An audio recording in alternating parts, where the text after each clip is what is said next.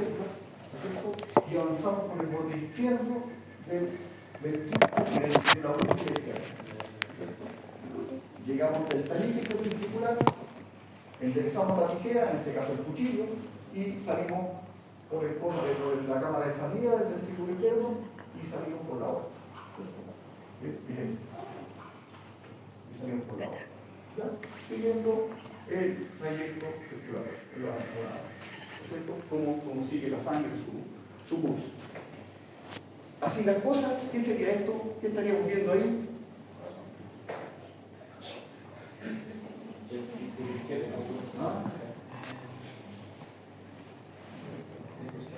¿Qué ventrículo será ese siquiera? Ventrículo izquierdo, ¿no es cierto? Porque es grueso. Se fijan en la pared gruesa, ventrículo izquierdo. Y ahí se ven las válvulas, ¿no es cierto? Semilunares, sigmoides. ¿Ya? Es decir, estamos viendo la cámara de salida del ventrículo izquierdo. ¿Sí? Perfecto. Y aquí, cámara de entrada del ventrículo derecho, ¿no es cierto? Paredes delgadas, ¿se fijan? Paredes más delgaditas, cámara de entrada. Aquí se ve la tricúspide, una de las palmas de la tricúspide. Y hacia allá está la cámara de salida. ¿Ya? Esto es como una B corta. La cámara de entrada es un palito y la cámara de salida es el otro palito de la castillo. ¿Ya? Y aquí, cámara de salida del ventrículo derecho. Paredes delgadas, ¿no es cierto? Se ve la salida ahí, el cono de la pulmonar, y ahí está la semilunar, cámara de salida. Bueno, sencillo. Nadie se pone a hacer corte aquí, yo me lo voy a cortar así, ahora no. Obviamente, para analizar el corazón se sigue ese círculo, siguiendo la circulación sanguínea. Perfecto. Decíamos que eran cambios muy precoces. Se fijan que en esta tabla, en este gráfico, pueden ver, por ejemplo, la acentuación auricular. Fíjense que la acentuación auricular parte a la 6ª semana y está lista a la 8ª semana. Se fijan, muy precoz. No estoy hablando de meses, semanas. A lo mejor la mamá ni se da cuenta que está embarazada y esto ya está funcionando. Ya está radicado completamente el ventrículo, o sea, las aurículas, ¿no es cierto? La aceptación ventricular es un poquitito más desfasada, ¿se fijan? De la 7ª a la 9ª. ¿Ya? Bueno, ahí pueden seguir buscando todo, pero es muy precoz, o sea, prácticamente todo parte desde la 6ª semana, o si hablamos del tubo cardíaco un poquitito antes, de la 3ª a la 9ª semana. ¿Ya? Entonces, tiene un doble riesgo esto, porque en esa etapa puede que la mamá no sepa o no se dé cuenta que está embarazada. Y es donde es más lábil a cualquier teratógeno. ¿No es cierto? Y si toma alcohol, si fuma, porque no sabía que está embarazada, ¡pum! Corazón. Va. Puede ser. Cuidado con eso, ¿no es cierto? Perfecto. Antes de la 3ª semana, ¿qué empieza a pasar? Aquí yo lamentablemente tengo que retomar algunas cositas de embriología. Pero como ustedes todos manejan embriología, seguro que esto va a ser fácil. La cosa funciona con dos vasos, ¿ya? Con dos vasos que circulan paralelos y que poco a poco empiezan a acercarse, ¿sí? Hasta que se establecen primeras ventanas o conexiones y finalmente se fusionan los dos brazos que corrían, ¡pum!, se juntan en la línea media. ¿Ya? ¿Se fijan? Aquí se van a juntar. ¿Sí? Y yo tengo un solo tubo, un tubo común, ¿ya? Pero que tiene secciones, que tiene partes. ¿Se fijan? Que tiene partes. Y en un esquema, estas partes están formadas por un extremo arterial, que es el tronco arterial, el bulbo, como primera parte, como extremo arterial, como asa ampular, está la megámpula y la proámpula, que forman parte de los ventrículos, que es lo que va a ser el ventrículo. Y la tercera parte, que es el segmento venoso, que es la aurícula y el seno venoso, y que, como ustedes ven, están conectados con los pulmones. Por eso me permite saber a mí que es el seno venoso. ¿Ya? Entonces, todo esto van a ser las cámaras de salida y estas van a ser las cámaras de entrada. ¿Ya? Perfecto. Perfecto. Listo. Entonces, ¿cómo de esto pasamos a un órgano que tiene 4 cámaras, ¿no es cierto? Y a su vez 2 cámaras divididas de las otras 2, que no se comunican, ¿no es cierto? Mediante esta serie de giros, vueltas, loops, como sale ahí, ¿no es cierto? Contorsiones y giros, ¿ya? Algo así era el tubo que yo les mostraba, ¿ya? Por ejemplo, el atrio, que es amarillento, el color amarillo acá, fíjense cómo está en la parte, en el polo inferior, pero por medio de estos giros, fíjense cómo empieza a subir, a ascender y se pone, se va hacia atrás y hacia arriba. Y queda al final donde tiene que estar, en la parte superior del cuerpo, gracias a estos giros. Lo mismo pasa con lo que yo les decía del ventrículo primitivo, la ámpula, la proámpula y la metámpula. ¿Se fijan? Esto tiene que descender, ¿se fijan? Y comienza a descender y reposa al final en el polo inferior. Y ahí ya adopta la localización que van a tener los ventrículos finalmente. ¿Se fijan? Entonces cualquier detención en estos movimientos, en estas migraciones celulares y tisulares, pueden ser muy, o provocar unas consecuencias muy grandes, muy poderosas. Vamos a ir viéndolo. Entonces, reorganización del extremo arterial. Vamos a ver primero las dos primeras áreas que describíamos. El tronco arterial y el bulbo, ¿no es cierto? Las cámaras de salida en el fondo. Cuando el tubo está indemne, el tabique que divide el tronco arterial es un tabique anteroposterior, está recto, ¿ya? Y el canal de salida de la aorta está hacia el lado derecho, desde el pulmonar hacia el lado izquierdo. Entonces, en el corazón adulto es completamente al revés, ¿ya? Y el tabique medial del bulbo está como helicoidal, en una escalera de caracol, ¿ya? Helicoidal, ¿ya? Eso es lo primitivo. ¿Qué pasa? Que gira el tronco arterial sobre el bulbo, giran, ¿ya? Y el tronco arterial que tenía el tabique recto anteroposterior pasa a ser un tabique helicoidal, que empieza a remedar los giros que existen entre la pulmonar y la aorta, ¿no es cierto? Que ellos al salir del corazón están como bailando, ¿no es cierto? ¿Ya? Ese giro es el que ya se empieza a insinuar aquí. La salida que estaba a la derecha ahora va a estar correctamente ubicada hacia la izquierda, la salida por la aorta. Y el tabique que estaba torcido como escalera, al girar se desfuerza y queda bien orientado aquí. ¿Se fijan? Todas esas cosas pasan en esta parte del tubo, que es la parte más caudal, más craneal, más craneal. ¿Ya? Un giro en 180 grados. Ya, esto es lo mismo, pero con palabras. Es lo mismo. Bla. No es que quiera leer. Entonces, ¿qué pasa si este giro no ocurre? Ahí vienen las malformaciones, ¿cierto? Si no ocurre estos giros, vienen las malformaciones. Puede, por ejemplo, ocurrir persistencia del tronco arterial, en el caso de que haya una genesia del tabique. Si no hay un tabique, ¿no es cierto?, se mantiene el tronco como uno solo. Pueden surgir ventanas aortopulmonares, ¿ya?, y generar defectos aislados del tabique troncal, pequeñas comunicaciones, que no es normal. Lo normal es que la aorta y la pulmonar sean dos estructuras totalmente independientes, que no se comunican, ¿ya? Puede haber defectos aislados del tabique vulvar y generar defectos septales ventriculares, comunicaciones interventriculares. Y puede ocurrir también detención de la torsión bulbotroncal, de este giro que ocurría. En este caso, se puede dar una cosa más grave que es la malposición de las grandes arterias. Que la pulmonar salga por la izquierda y la aorta salga por la derecha. ¿Ya? Perfecto. Segunda parada, el asa ampular. Decíamos que el asa ampular entonces estaba formada por la metámpula y la proámpula, ¿ya? Y que esto iba formando los ventrículos, ¿no es cierto? Pero como ustedes saben, los ventrículos tienen una cámara de entrada y una cámara de salida, ¿ya?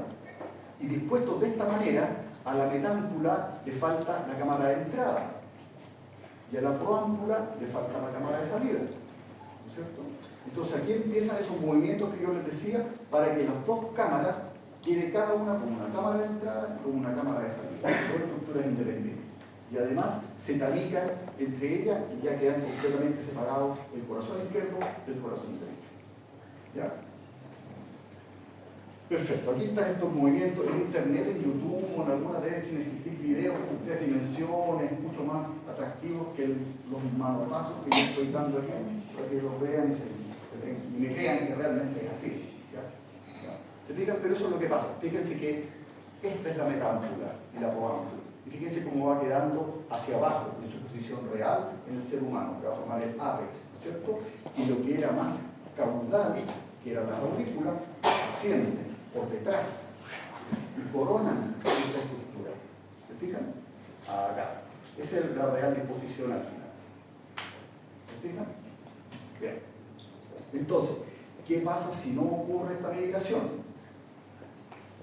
Bueno, esto es lo mismo. No sé, inicialmente en la metámpula se conecta al bulbo troncal y la poámpula a la aurícula. Entonces la metámpula carece de entrada auricular y la poámpula carece de entrada de salida, o cámara de salida arterial.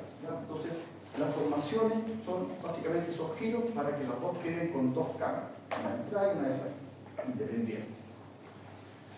Entonces, ¿qué puede pasar? Si hay persistencia de la disposición auricular primitiva, se puede generar una malformación que se llama ventrículo único. Una estructura unicameral, una estructura en el fondo del corazón, una estructura tricameral, con dos aurículas y un ventrículo, porque no se aceptó el ventrículo, la cámara ventricular común que hay.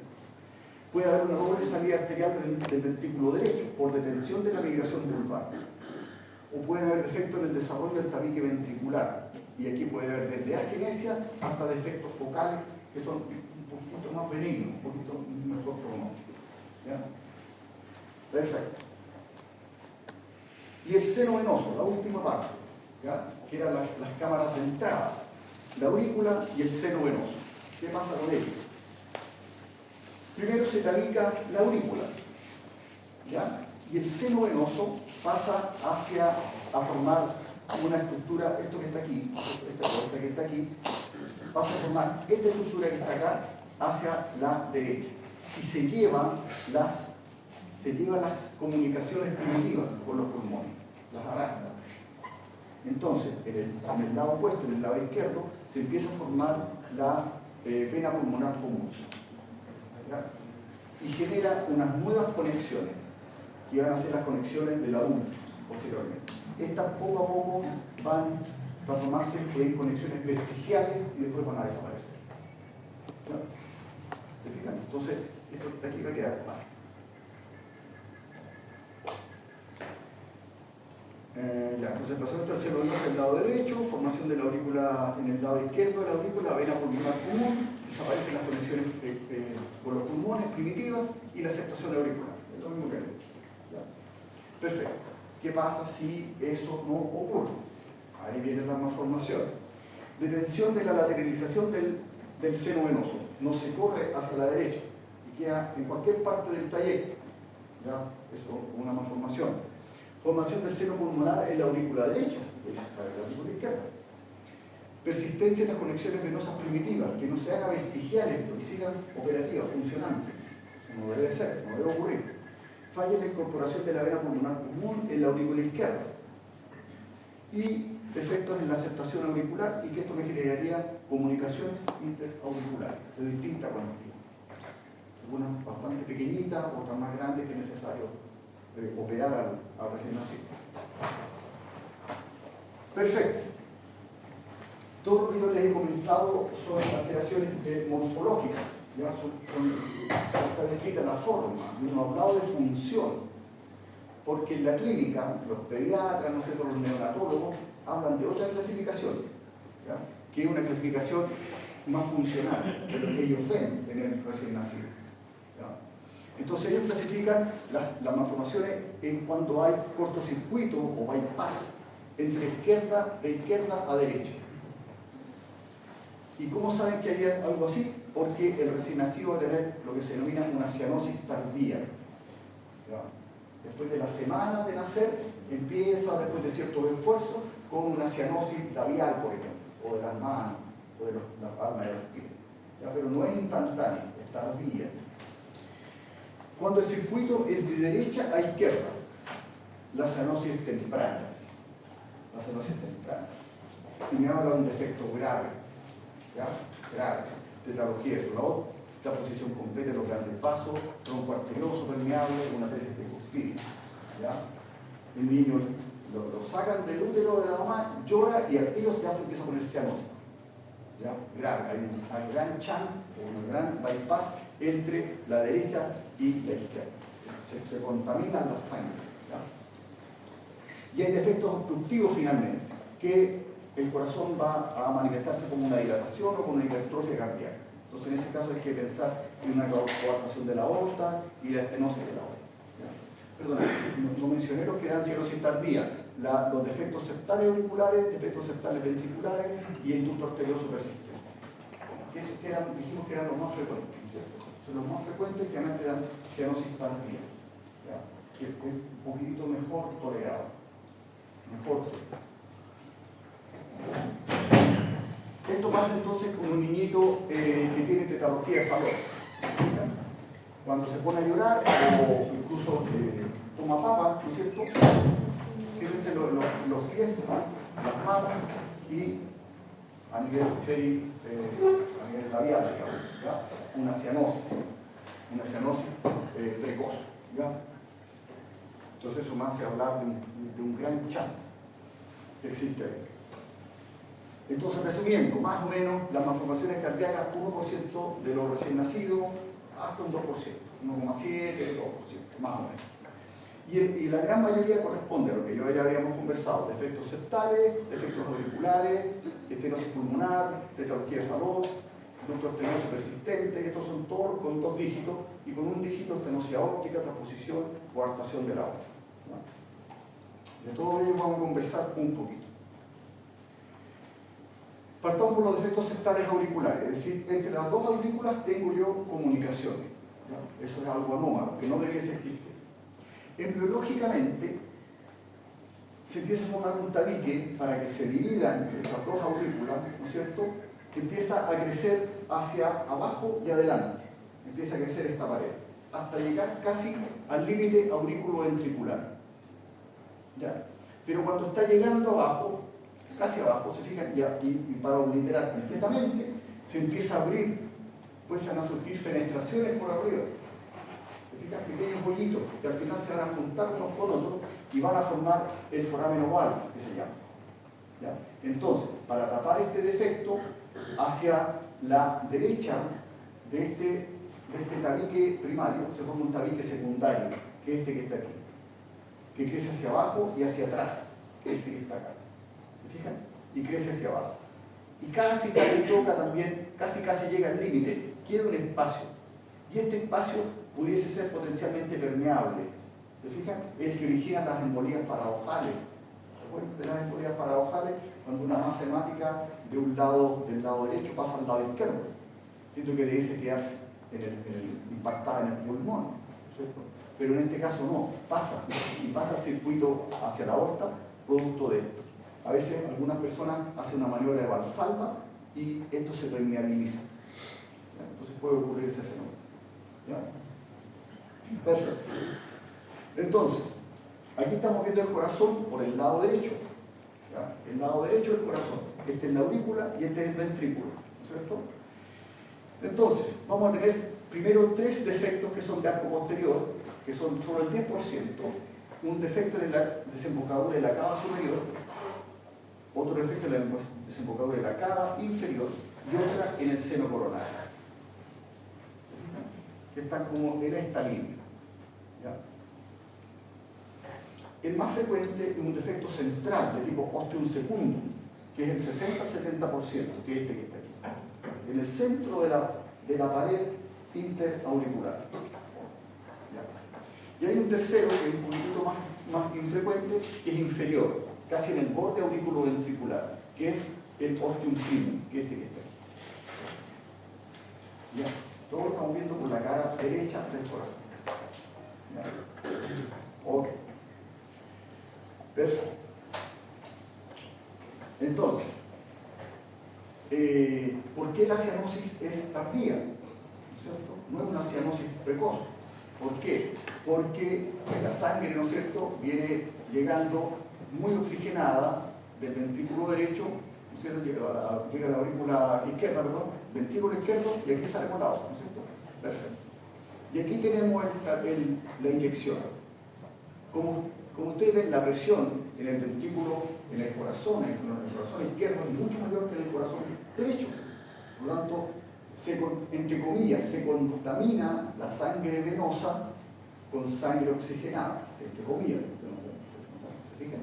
Entonces entra un chorrito de sangre oxigenada al corazón que está recopilando, que está conteniendo toda la sangre venosa, que va justamente a oxigenarse hacia el pulmón por esta vía. ¿Se fijan? Entonces la aorta sigue bombeando sangre 100% oxigenada. El problema, no sé si es problema, pero la arteria pulmonar ahora ya no es sangre azul, sino que es sangre un poquito más moradita, porque viene, como les digo, contaminada con sangre oxigenada. Entonces la cianosis va a ser muy tardía, muy tardía. ¿Ya? Tendría que ser muy amplio el defecto, digamos, como para que el niñito tenga alguna malformación. Y a veces, muchas veces estos casos son muy pequeñitos, milimétricos, muy pequeñitos. El cirujano infantil o el neonatólogo prefiere hacerle seguimiento, porque algunos de estos cierran, si son chiquititos, milimétricos, como un alfilerito, cierran y no hay que hacer nada. Y a los pocos meses, milagro, mejoró de la malformación. Espero que así ocurra en la mayoría de los casos. Aquí, esta es la realidad. ¿Y este de qué tipo sería?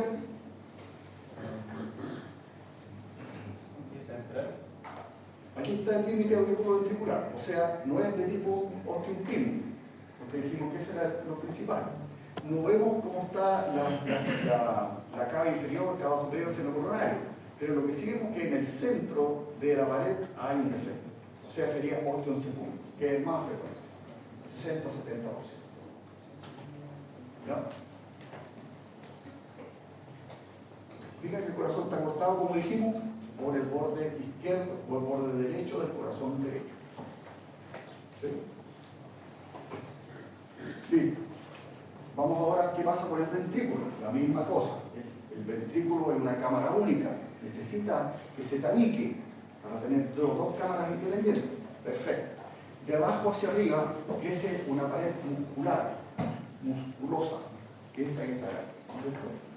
Empieza a crecer hacia arriba. Y de arriba hacia abajo empieza a crecer una pared que es más fibrosa, ¿ya? Que esta que está aquí. Que se llama septo ventricular membranoso. Y se juntan uno con otro. Y al juntarse, se oblitera completamente el paso. Y quedan dos cámaras independientes, derecha e izquierda. ¿Ya? También acá estamos viendo el corazón por su lado derecho. ¿Ya? Entonces, el defecto septal ventricular que comunica ambas cámaras de salida, ¿no es cierto?, es un defecto que se denomina supracristal, es decir, está sobre la cresta. ¿Y cuál cresta? La cresta terminal, que es un hito anatómico, una especie de espolón muscular, ¿no es cierto?, que marca la diferencia, como en esta V que yo les decía, es como la guatita de la V. Ahí está el músculo papilar. O sea, la cresta terminal, aquí. Entonces, si está sobre la cresta, es supracristal y comunica ambas cámaras de salida de ambos ventrículos. ¿Ya? Esto es el 10% solamente. La gran mayoría son infracristales. Si tenemos uno supra, tenemos uno infra. Y los infracristales comunican la cámara de entrada del ventrículo derecho con la cámara de salida del ventrículo izquierdo. ¿Ya? Y aquí nos tomamos otro hito anatómico. Así como tenemos la cresta terminal, acá tenemos el músculo papilar, que está aquí. ¿Ya? Entonces, va a haber una comunicación que es infracristal antipapilar y una infracristal que es retropapilar, por delante y por detrás del músculo papilar. ¿Ya? Y en su conjunto, estas forman el 75%. Estas son las más frecuentes. Y tenemos otra también, un tercer tipo que está adosado a la unión auriculoventricular, ¿no es cierto?, que une ambas cámaras de entrada ahora. Esa combinación no la teníamos, ¿se fijan? Ambas cámaras de entrada ahora, que no es tan frecuente, 15%, y que hay basales y apicales, que son estas que están aquí. Como sin techo muscular, en fin, es más complejo, pero desde el punto de vista simple es básicamente. ¿Ya? Y aquí nos apoyamos de ciertos hitos anatómicos para poder orientar. Perfecto. Entonces, la cámara izquierda, ¿no es cierto?, con sangre oxigenada, tiene más presión, por lo tanto, nuevamente contamina, entre comillas, ¿no es cierto?, con sangre oxigenada. La cámara derecha, que es sangre venosa, ¿no es cierto?, que viene de la cava superior e inferior. Y esta se va nuevamente a oxigenar a los pulmones. ¿Ya? Entonces, la cianosis va a ser tardía, porque la sangre por la aorta sigue siendo top oxigenada. ¿No es cierto? Perfecto. Fíjate, entonces estamos hablando lo mismo idioma con el pediatra. El pediatra habla de cianótico, nosotros hablamos de oncología, pero al final es la misma cosa. Los dos lenguajes se entienden. ¿Ya? Y acá, el corazón está abierto tal y cual como dijimos, no hay excusa.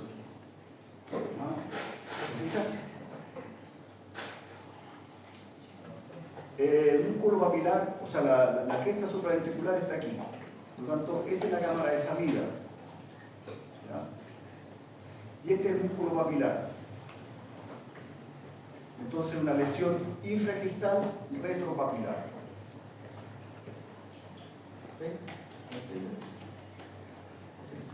Hay que identificar los hitos anatómicos, el músculo papilar y la cresta supraventricular, que es este polón aquí.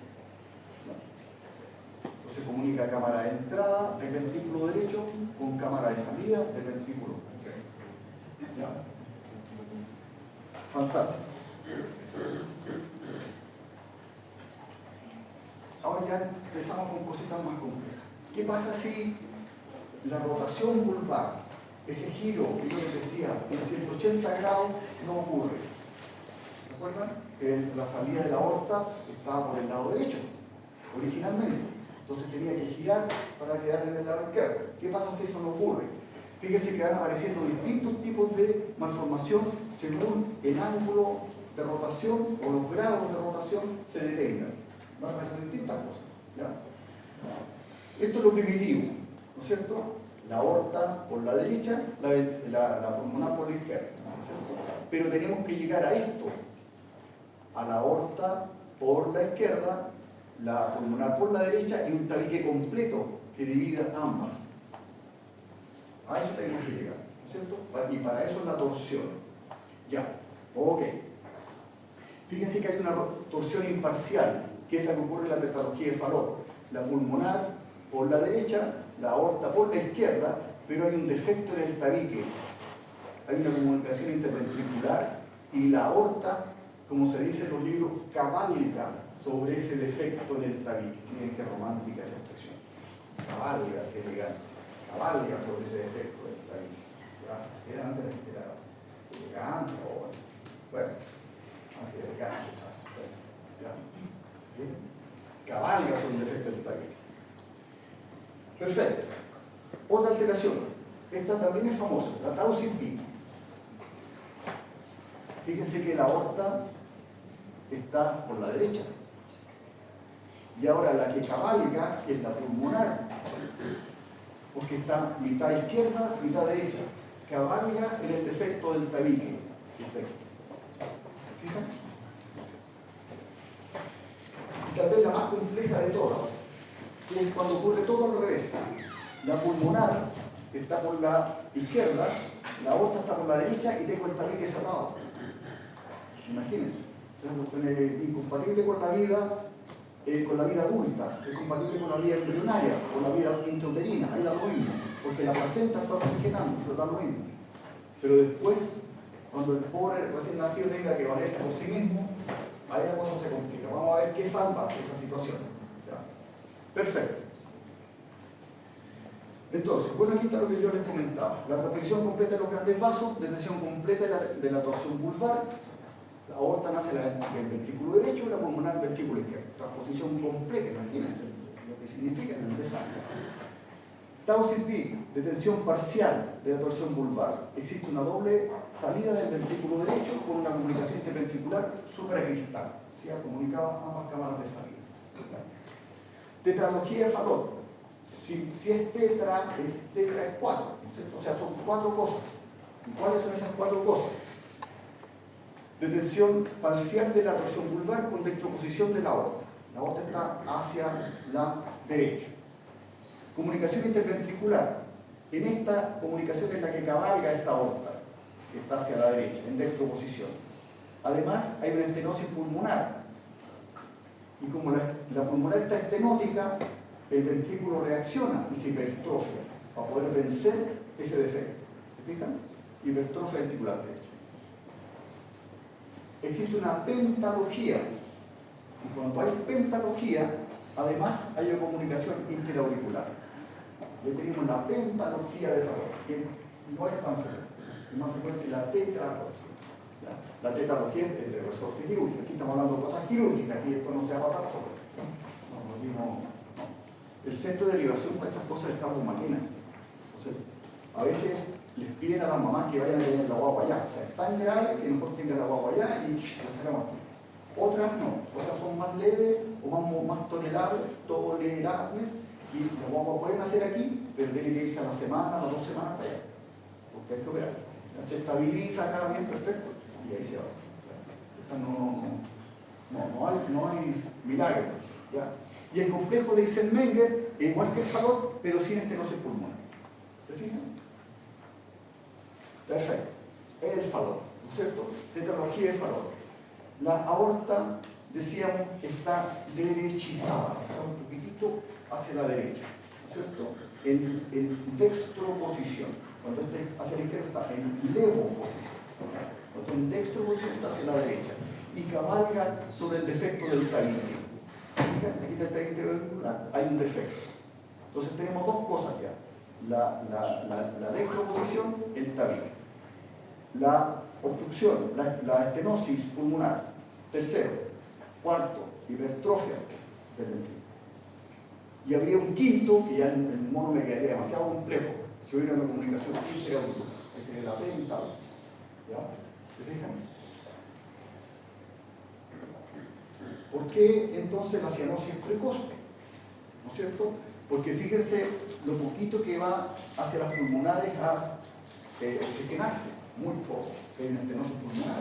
Por lo tanto, llega muy poco oxigenado, y lo poco que llega oxigenado se contamina, ahora sí, con sangre venosa, y esa es la que se impulsa hacia el resto del organismo. Fíjate, es sangre contaminada, porque la aorta está cabalgando en el tabique, justo donde confluyen los 2 corazones, los dos tipos de sangre, oxigenado y no oxigenado.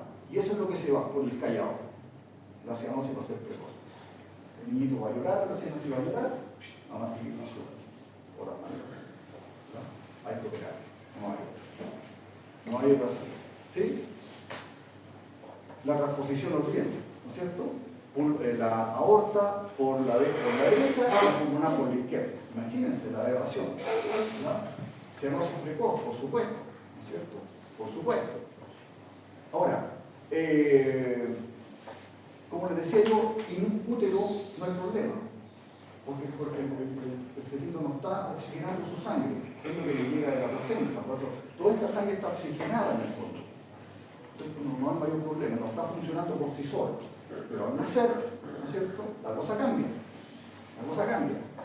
Y lo que salva la situación, o lo que salvaba la situación, es esto, el ducto arterioso. Porque aquí algo de sangre, ¿no es cierto?, algo de sangre pasa a la aorta y de esta aorta se distribuye hacia el resto del organismo. El problema es que esto después se empieza a cerrar. Como vamos a ver más adelante, esto empieza a cerrar. Y se empieza a cerrar, ya yo genero 2 circuitos independientes. Y no es imposible. Existe un sistema pulmonar y uno sistémico independiente. Los dos tienen que estar interconectados. Pero aquí son 2 totalmente independientes. Y ahí la cosa no hay que operar, no hay otra cosa. ¿Ya? ¿Se fijan? Un gran defecto. cianosis precoz. El Taussig-Wieg, decíamos, lo que cabalga ahora es la pulmonar, sobre un defecto interventricular. La aorta completamente por la derecha. ¿Se fijan? La sangre que va a salir hacia el resto del cuerpo va a ser sangre venosa mezclada con sangre arterial, cianosis precoz. ¿Se fijan? Todo se explica ahora. Por eso ya. Aquí. Si cuando se entiende el fenómeno, es más fácil saber el síntoma, el signo que va a tener el niño. Y ante algún esfuerzo, perfecto. Ducto arterioso persistente, ¿no es cierto? Siempre en la circulación fetal, ¿no es cierto?, existe este ducto, que es una conexión entre la pulmonar y la aorta. Pero cuando viene el momento del parto, ¿no es cierto?, completado los 9 meses, ¿no es cierto?, la pared de este ducto empieza con una angiomalacia preparatoria. Es decir, las paredes de este ducto empiezan a tener distintos fenómenos de degeneración y las paredes empiezan a flaquear, poco a poco. Y al nacer viene el cierre funcional. ¿Y cuál es el cierre funcional de estas paredes que estaban flaqueando? Una contracción. Por los campos de presión, ¿no es cierto?, la implicación se contrae, pero todavía está permeable, y puede pasar un estilete, ¿no es cierto? Y posteriormente viene el cierre anatómico, que es la fibrosis. Y ese conducto se transforma en un cordón fibroso, se cerró. ¿Ya? Eso es lo normal. ¿Cuándo puede haber patogenia? Cuando la angiomalacia, esta debilidad inicial, no ocurre. Y la pared sigue siendo rígida del ducto arterioso. Entonces se contrae, la contracción no se contrae, porque las paredes no están débiles. ¿Se fija? Entonces nace el niñito y no hay una contracción, no se contrae. ¿Ya? O inhibición de la contracción. ¿Ya? Las paredes están floppy, pero no ocurrió la contracción, no ocurrió el acercamiento, ¿cierto?, producto de hipoxia perinatal, por ejemplo. La prematurez y la hipoxia, ¿no es cierto?, son malos amigos del cierre del ducto arterioso. Las dos atentan a que no ocurra este cierre. ¿Ya? Aquí, por ejemplo. ¿No es cierto? Es el arterioso resistente. Por la aorta sigue saliendo sangre oxigenada, que le inyecta un chorrito de sangre oxigenada a la arteria pulmonar que va a los pulmones. Por lo tanto, cianosis tardía, porque eso no interesa. La sangre que va hacia el resto del organismo sigue siendo oxigenada, ¿no es cierto? Por la que la presión que hay en la aorta es mucho menor que la presión que hay en la pulmonar. Entonces, en ese sentido el flujo. ¿Ya? ¿Sí? Cianosis tardía. Y ya casi terminando, la coartación de la aorta. ¿Ya? ¿Qué pasa cuando la coartación, cuando la aorta tiene una coartación del latín coartatio, que significa limitar, restringir? ¿Ya? Coartación, muy interesante, los países greco-latinos. Antes de medicina estudiábamos raíces greco-latinas, del año 1930, como ahora, no hace poco, hace mucho. Era más fácil, todas las raíces son greco. Cierre paréntesis, sí. Coartación. Hay dos tipos: preductal, es decir, antes del ducto arterioso, y postductal, después del ducto arterioso. ¿Ya? Y las dos tienen distintos significados, muy distintos significados. La preductal, o de tipo infantil, ¿no es cierto? Este es el callado, ¿no es cierto?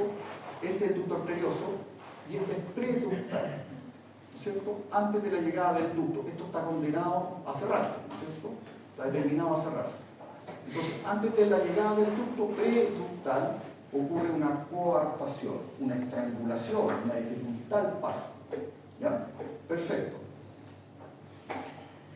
Como el feto se está gestando inútero, ¿no es cierto?, y esto está ampliamente abierto, no es problema. El feto se desarrolla con el ducto preductal, no hay problema, ¿no es cierto? Pero al nacer, ¿qué pasa con el ducto? Se cierra, o va a tener una tendencia a cerrarse, ¿no es cierto? Y vamos a quedar con esta estrechez en la aorta. ¿Ya? Por lo tanto, no genera una circulación colateral porque yo tengo el ducto permeable, Nos genera como necesito un bypass aquí para salvar esto, porque la sangre está pasando por el ducto. El ducto en el fondo es el bypass para continuar. Pero si esto se me cierra, ¿no es cierto?, la sangre por aquí no pasa. Por lo tanto, es muy mal tolerada por parto. Muy mal. Si hay una pre, quiere decir que hay una post, ¿no es cierto? La postductal, ¿no es cierto? Aquí está el ducto, entonces posterior es aquí, a este nivel. También esta es la aorta, ¿no es cierto? Pero tiene una estrangulación después de la llegada del conducto arterioso, del ducto arterioso. ¿Se fijan? Ahí. Y esto inútero ya existe. Esté abierto o esté cerrado, da lo mismo. Siempre yo tengo la obstrucción. Por lo tanto, el fetito, el embrión, ¿no es cierto?, empieza a generar un bypass para salvar este defecto. Porque no puede estar así. Inútero no me sirve tampoco. En la preductal me da lo mismo, pero en la postductal no me da lo mismo. ¿Fijan? Entonces, ¿cómo yo hago un bypass? Muy fácil. Por la vía arteria axilar o por vía torácica interna. Y cambio el flujo de las intercostales. Las intercostales tienen un flujo centrífugo, las hago centrípetas, que vuelvan al centro. ¿Ya? Entonces, la sangre se va por acá, se va por acá, se va por acá, y vuelve a la otra. Y hago en el fondo un bypass de esto. ¿Ya? Entonces, al nacer, ¿no es cierto?, se cierra el ducto, y a mí me da lo mismo, porque va a estar hecho el bypass. Entonces, tiene circulación colateral ya inútero, ¿no es cierto?, y es bien tolerada postparto, entonces mejor tolerada. Probablemente también haya que operar este niñito, pero ya no tiene la urgencia, porque él creó sus comunicantes y sus bypass, sus colaterales inúteros, lo que no hizo el preductal, porque era bien tolerada la preductal. Ya, inútero. Ya. Perfecto. Y finalmente, hay estenosis vasculares que obviamente pueden afectar a la aorta y la pulmonar, puede ser orificial o anular, en el fondo hipoplasias, fusiones de velos, que provocan, ¿no es cierto?, una apertura que es casi puntiforme, como ustedes ven aquí. Y esto genera la obstrucción, estenosis en la cámara que precede, como una respuesta cardíaca, etcétera, etcétera. ¿Ya? Esa es la última cosa que queríamos ver. Esto último que tienen que estudiar, porque si no, esto se va a transformar en un ovillo de lana y nadie va a poder desarrollar posteriormente. ¿Ya? Dudas, inquietudes, hay que estudiar, muchachos, y refrescar las cosas embriológicas. Esta no es una clase de embriología, una clase de patología, hablé lo que a mí me está criando. Entonces ustedes no solamente que hablar, estudiar el contexto general. ¿Listo? Punto final.